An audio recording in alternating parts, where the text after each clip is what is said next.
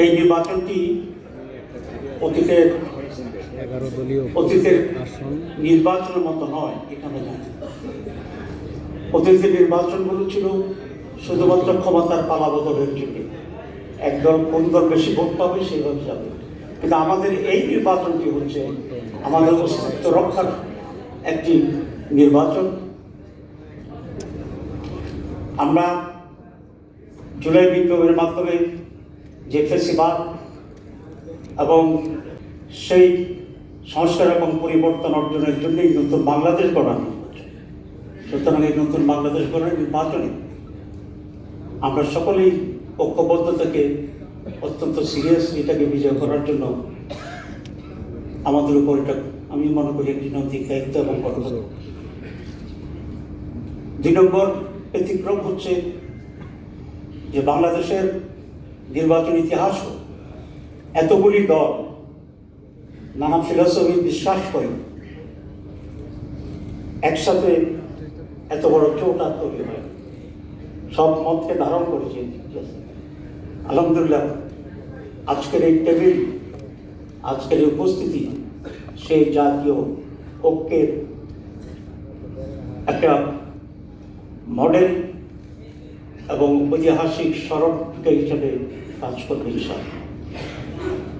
আমরা যে কথা বলেছিলাম যে ওয়ান বক্স পলিসিতে আমরা অগ্রসর, সেটা হচ্ছে আমরা যে সকল দল 11 দল এখানে যে সকল দল আমরা এই ঐক্যের ভিতরে আছি, তাদের পক্ষ থেকে একটি কনস্টিটিউন্সিতে একজন মাত্র ক্যান্ডিডেট থাকবে।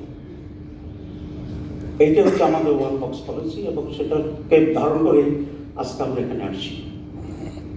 আমরা সকলে ঐক্যবদ্ধভাবে আমাদের আসন বন্টনের ব্যাপারে আমরা একমত হয়েছি। টুকটাক 2-1টা জায়গায় কিছু সমস্যা এখনো রয়ে গেছে, সেগুলো উইথড্রয়ালের আগেই ইনশাআল্লাহ আমরা চূড়ান্ত করতে পারবো এই আশাবাদ রেখেই আমি এখন যে সমস্ত আসনের ব্যাপারে আমরা এগিয়ে করছি সেগুলোর ব্যাপারেই এখন আমি ঘোষণা দেব।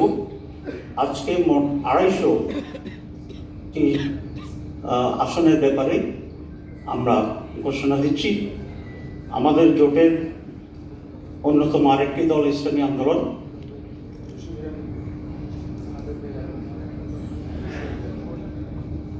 আজকে